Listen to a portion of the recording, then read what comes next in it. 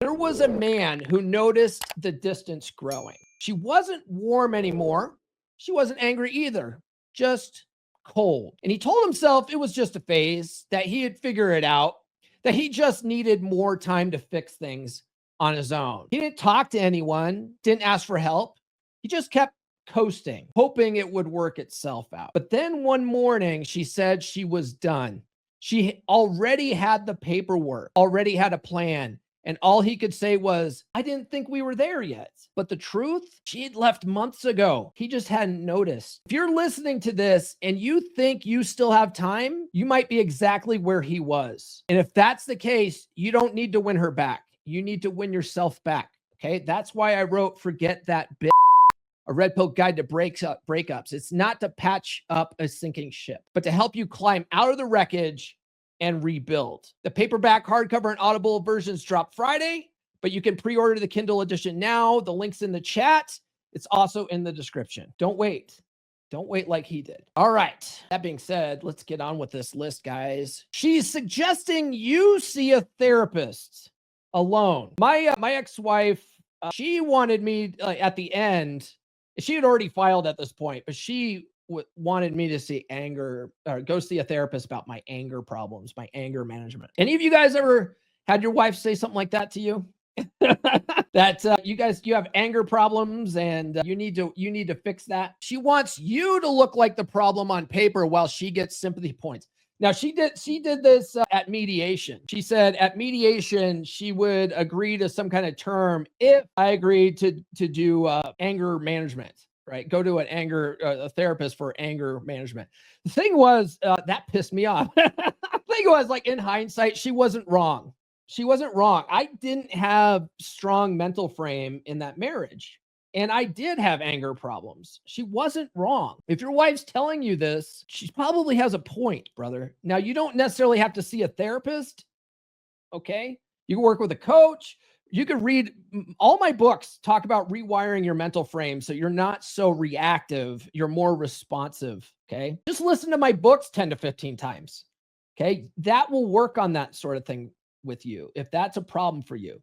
Okay. It was definitely a problem for me. I admit it. I fully admit it. I definitely had anger problems. I still every once in a while will have something that'll set me off. This morning, I'm trying to record a TikTok. I didn't have very much time.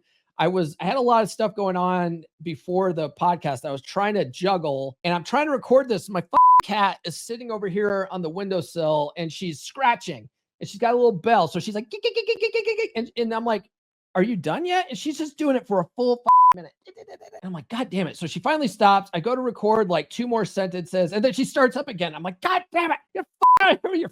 You're every once in a while, man. Every once in a while, I still get set off, Not perfect. All right. She's taking more solo trips or weekends away. Now, I did an episode a couple of weeks ago about signs that your girl's might be cheating on you. She might have already moved on and found another guy. Like this is the thing.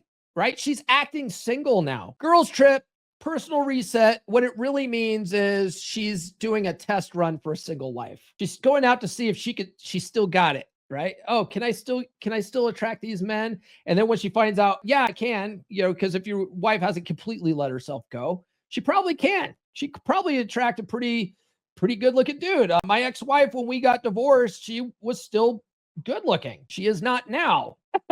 10 years later, after she's been remarried, she has let herself go. Oh my God. I'm like, when I see her now, I'm like, oof, I dodged a bullet, bro. Thank God.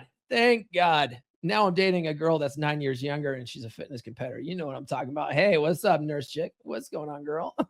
All right. She's becoming weirdly agreeable during fights. She's not fighting to fix things. She's documenting her calmness for court. Think about that one. This is one that Ryan Stone talks about in Dread. I think he had a field report in there about a guy who the guy did this. He realized that his wife was documenting everything. So he made sure to word everything in a way that made him look like the better person. Women will do this, right? They will document the arguments that you're having, and she'll act like she's the calm one and make you look like you're the crazy person. This is a tactic. This is why having solid mental frame is so important. Having your emotions in check is so important, especially when she's dropped that brick in your lap. Okay. But I'll tell you what, you not having your mental frame is probably what got you here in the first place. She's emotionally bonding with someone else, even if not physically. Okay. Affairs aren't always physical. Emotional infidelity often comes from actually all cheating doesn't start in the bedroom. All cheating doesn't start in the bedroom. It starts with a conversation, right? Maybe she's banging Chad from accounting. Well, Chad from accounting and her, they have conversations over coffee during breaks, like in the break room, they're having conversations, right? Or she's responding to DMs from ex-boyfriends and stuff on Facebook or Instagram. Okay. That's where cheating starts, where she's entertaining conversations with other dudes. That's not okay. It's not okay. Now, I'm not saying go snooping through her phone or anything like that, but if you notice that whenever you're hanging out, she's always like smiling and like texting people and stuff like that, instead of spending that time with you, that's a red flag, man. That's a red flag. She stopped complaining about the marriage altogether. She's done complaining about it. She's been complaining about it probably for 2 years now, and all of a sudden it stops. Dries up. When the nagging dies, so does the relationship. Silence is her exit strategy. She's done arguing with you about it. She's done trying to give you hints. This is what frustrates men so much. Like women they're not direct, right? They speak covertly. They're not overt. So when they want something to change, instead of just talking about it and saying, hey, this is a problem for me, like we need to work on this, I can't be in a relationship like this, they start nagging and bitching and they start acting bad and all this kind of stuff, and they're just sort of subtly hoping that you get it. And most guys aren't getting it. They're like, God, my wife's being a bitch, right? And then they go talk to their friends that know nothing about women, and their friends are like, yeah, that's just how wives are. Like, we should have never gotten married. Like marriage, right? Like married, what a bunch of bitches, right? Like they think it's normal. Once you put a ring on it, that's when the nagging starts. My dad used to joke about cancer of the ear, right? My dad made these business cards up years ago that said, aha, abused husbands of America, very much like no ma'am. And it said like charter member or something on it. And he would hand it out to other husbands, and they all thought it was funny because that's just how marriage is supposed to be. Well, she's supposed to be a nagging bitch, and you're supposed to get cancer of the ear. And that's life. People think this is normal. It's not normal. Okay. So if this is you and you're like, yeah, I'm abused husbands of America and I got cancer of the ear, and then all of a sudden that stops, it's because she's done with you, bro. You've seen her getting quiet. You felt her pull away. But what comes next is when she stops pretending to be your wife and starts quietly preparing to be your ex-wife. In the final stretch, we're not talking subtle hints anymore. We're talking strategy, a new life being built right under your nose. From sudden power moves to secret Zillow tabs to that haunting look in her eyes that says, this isn't a rough patch.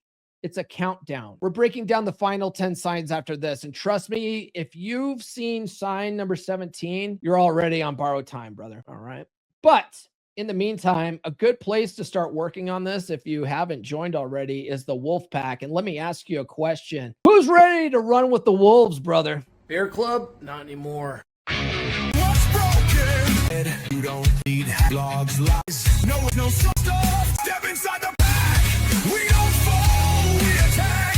True fire presence, we bring it back. Masculine pride, no time to slack. Step inside the pack. Drop your past, claim your track. No therapy talk, no playing small.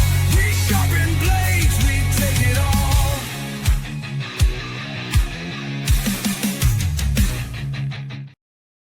Give me that 2 sweet, baby. Drop them 2 sweets in the chat. New episodes every Monday, Wednesday, and Friday. Subscribe now.